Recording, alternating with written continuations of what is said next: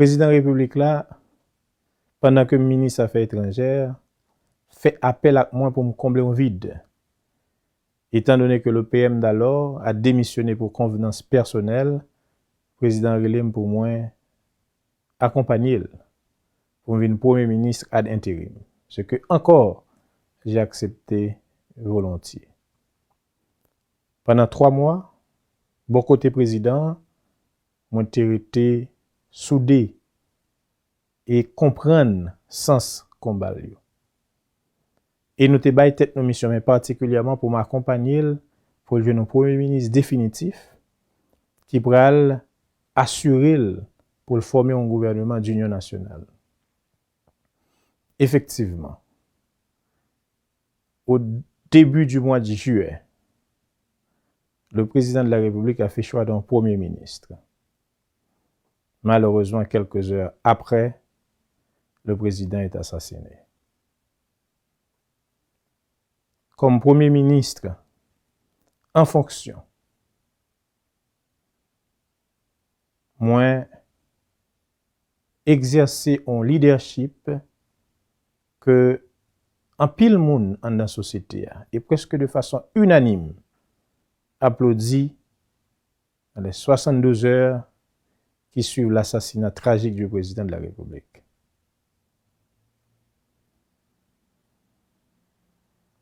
Moi, accompagné des collègues ministres d'alors, nous prenons un ensemble de mesures pour nous permettre que la situation reste calme. Effectivement, si ce n'est pas de décision, si ce n'est pas de leadership, le pays a sombré dans un chaos complet et total, dans une incertitude complète et totale. Grâce à leadership, moi, grâce à un leadership collectif des autres collègues ministres, nous prenons des mesures, par exemple, état de siège. Parce que tout simplement, des étrangers entrés dans le pays, ils ont le président de la République, ils ont assassiné. C'était une attaque pure et simple sur la souveraineté pays. C'était, dans une dimension moindre, une déclaration de guerre. Ce qui, effectivement, avait justifié, n'est-ce pas, cette mesure. Nous fermons pour eux, nous fermons l'aéroport pour aucun monde pas quitter. Et grâce à la mesure ça, nous arrêté en pile mercenaires. Nous arrêté en pile monde qui était impliqué dans la mort, qui n'a même la justice aujourd'hui. Nous avons gardé une communication constante avec la population grâce à la presse que je remercie aujourd'hui. Parfois 2 fois par jour. La police était sans repos parce que presque 3 fois par jour, nous organisons des CSPN. Parce que nous devons comprendre ce qui passe. Et c'est grâce à mesure ça, c'est grâce à action ça, c'est grâce à activité ça qui fait enquête l'arrivée côté lié aujourd'hui. Même si il y a un pile monde qui dit et moi tendil que enquête la bloquée.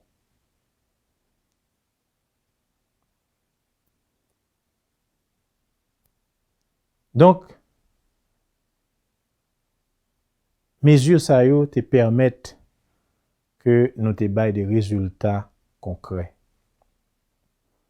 Comme nous connaissons, et malheureusement, des secteurs ou bien des politiciens traditionnels de différents partis politiques pour faire une coalition contre moi. Et bizarrement, ils vont faire une coalition contre moi.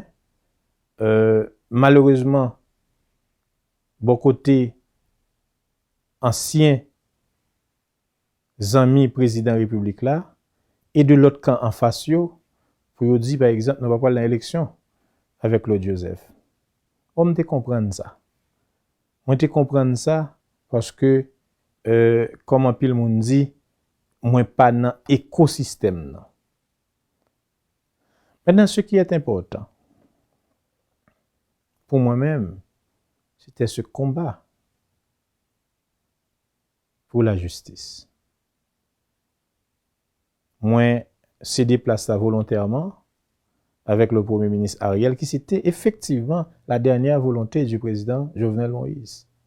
Et de regagner poste comme ministre des Affaires étrangères.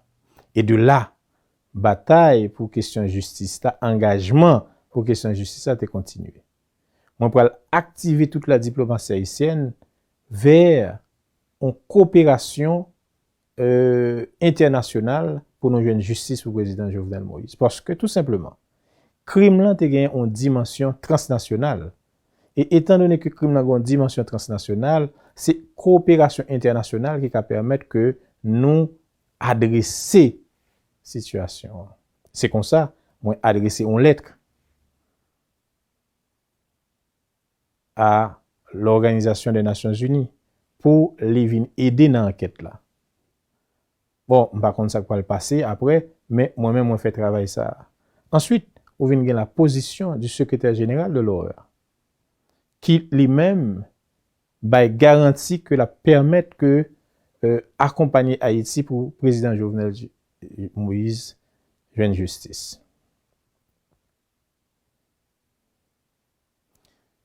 Écoutez,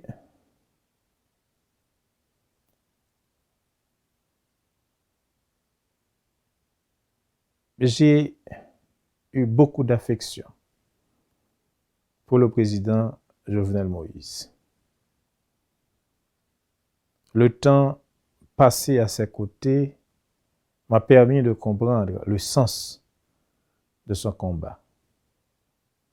Cependant, mon combat pour l'aboutissement de l'enquête sur son assassinat est une question de principe et de respect. Parce que personne n'a le droit de porter atteinte à la vie d'un homme ou une femme pour un président de la République. Et c'est ce principe ça qui guidait l'engagement pour me jouer une justice pour le président Jovenel Moïse. Mes actions, par exemple. L'arrestation de Palacios à la Jamaïque. Moi déplacé pour me rencontrer avec la ministre des Affaires étrangères de la Jamaïque.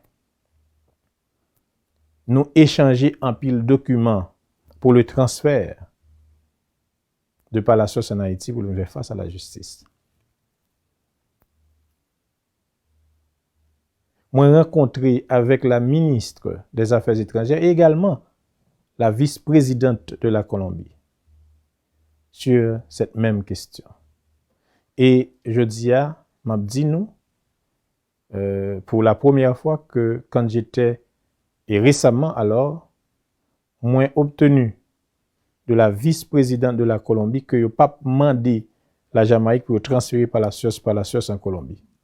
Maintenant il revient à l'État haïtien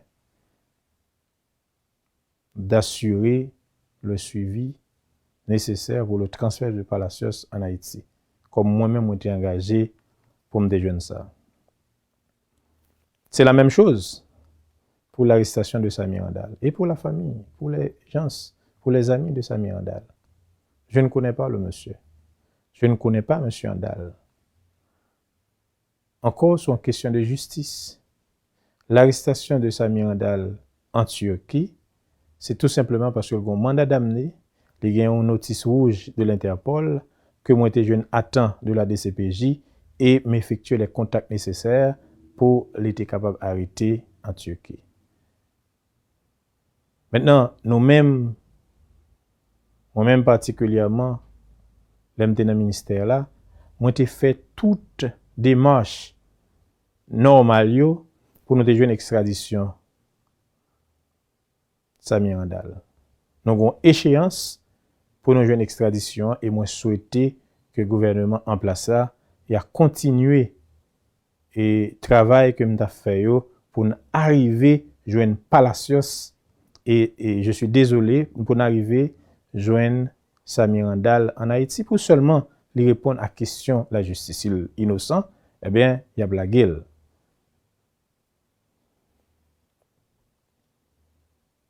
Donc, ça c'est mon engagement en faveur ou bien pour me permettre que nation ait une justice. Alors, son question de principe et de loyauté. L'homme président est à l'aise, fort confiance comme ça, li assassiné dans condition ça, et puis avec des pressions pour venir garder silence. La vie pas bien sens pour moi si moi t'ai décidé de garder silence sous la mort président de la République là. Et m'pas garder silence. M'a avancé et engagement pour le joindre justice a continuer. Maintenant, on veut parler de engagement, particulièrement par rapport à la République dominicaine. Écoutez, comme chancelier, j'ai nourri d'excellents rapports avec les partenaires d'Haïti, incluant la République dominicaine. Je n'ai jamais cherché ni souhaité en conflit avec la République dominicaine. Cependant,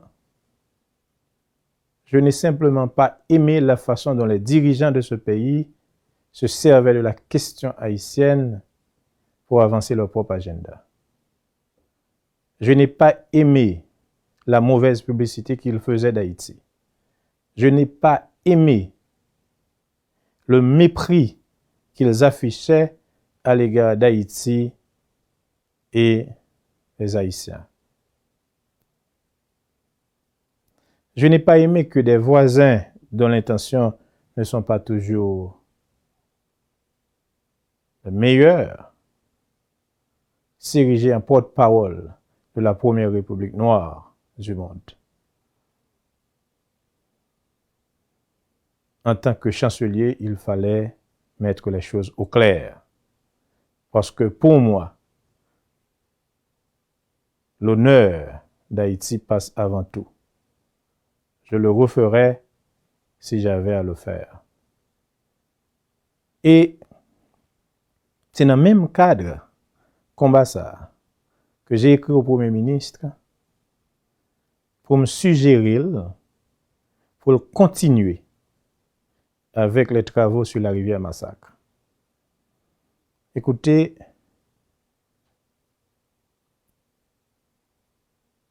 qu'il y ait de injonction de la République dominicaine pour nous camper travail ça à plusieurs reprises. Moi, quand j'étais chancelier et le président de la République, son Excellence Moïse, était au pouvoir, on a dit travail là pas camper. Parce que tout simplement, la rivière Massacre est une ressource en eau partagée dont l'utilisation est régie par le traité d'amitié, de paix perpétuelle et d'arbitrage signé le 20 février 1929. Ce traité voulait que l'utilisation de cette ressource en eau partagée soit juste et équitable. La République dominicaine fait 11 prises sur rivière-là. Nous-mêmes, c'est première prise qu'on a fait sur rivière-là. Et prise ça, qui c'est un canal d'irrigation, la permettre que nous irriguer 3000 hectares de terre dans bas plaine de Maribou et Maribaou que paysans yo accueilli avec un pile enthousiasme parce que la permettre que yo réduit dépendance yo par rapport à la République dominicaine dans sa gain pour avec production agricole. La permettre que augmenter production agricole dans la zone là. Prétexte là, c'est que ultranationalistes dominicains ont dit que c'est une rivière exclusivement dominicaine. C'est faux. Si c'est vrai que rivière Massacre là, il prend naissance en République dominicaine, mais il faut nous dire le grand affluent yo, c'est de rivière et Haïti qui nous est capable de dire qui bail en pile j'arrête sauver Moussa comme ça avec rivière là. Donc c'est son rivière qui était capable de serpenter la République dominicaine et Haïti. Il est entré, il sorti. Travail qu'on a fait, la fête sous partie haïtienne. Il n'est pas fait sous partie dominicaine. Et l'autre malentendu qui alimenté par les ultranationalistes dominicains voulait faire croire que l'utilisation canal ça l'a réduit considérablement le débit de la rivière ou bien l'accès aux eaux de la rivière. Et ça, c'est archi faux. Parce que le travail pas nous en a fait sur rivière là, il nécessitait tout simplement 1,3 mètres cubes d'eau par seconde qui équivaut à 20,33% de débit moyen annuel rivière là. Et même si nous arrivons à 3 mètres cubes d'eau par seconde, qui équivaut à 40,65% de débit moyen fleuve là, il tape encore inférieur à sa République dominicaine prend sur rivière là. Faut m'ajouter que 70% terre agricole en République dominicaine qui est arrosée par rivière là, et en amont canal là. Tout ceci pour me dire nous que explication que y a bayo pour faire injonction à Haïti pour camper rivière là, c'est faux. Donc le gouvernement haïtien n'a pas à suspendre ou bien camper un travail sous territoire, sous injonction d'un pays voisin. Donc c'était ma position sur la question. Et jeune, il est moins jeune qu'à côté de la jodi. Ça que m'ka dit nous, les n'a servi l'État, ayez toujours le courage de vos convictions. Ne cédez pas aux pressions, aux petits avantages, aux petits privilèges. Sachez qu'il faut mettre Haïti avant tout et l'honneur du pays passe avant tout. Moi souhaiter en quelques mots moi expliquer sens engagement.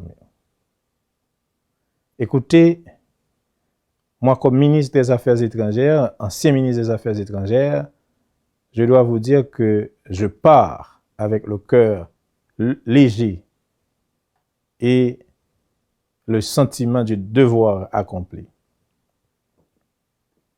Aujourd'hui, j'ai retrouvé ma liberté de pensée et d'action pour pouvoir réfléchir sur Haïti et dire clairement ce que je souhaite pour mon pays. N'étant plus lié par un quelconque solidarité gouvernementale ou un devoir de réserve, je m'engage à contribuer avec vous, chers amis, frères et sœurs haïtiens, haïtiennes, à l'émergence d'une Haïti à la hauteur de son histoire. Je vais me battre à vos côtés pour sortir Haïti de ce marasme. Cependant, je ne vais pas me contenter de critiquer à la mode de l'opposition traditionnelle haïtienne, mais je vais également proposer des propositions. Je vais également travailler, n'est-ce pas, sur des propositions claires aux problèmes de l'heure et les moyens de les résoudre.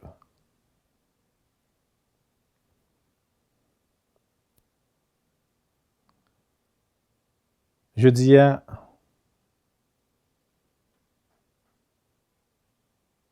gagnant on vide. Gagnant vide parce que en pile parti qui était dans l'opposition ou bien plus fort rejoindre le pouvoir. Donc on vide parce que la démocratie, du moins un élément essentiel de la démocratie, c'est l'opposition. Et c'est pourquoi je m'engage avec vous à combler ce vide. Pas pour faire échec à un pouvoir ou à un gouvernement, Mais pour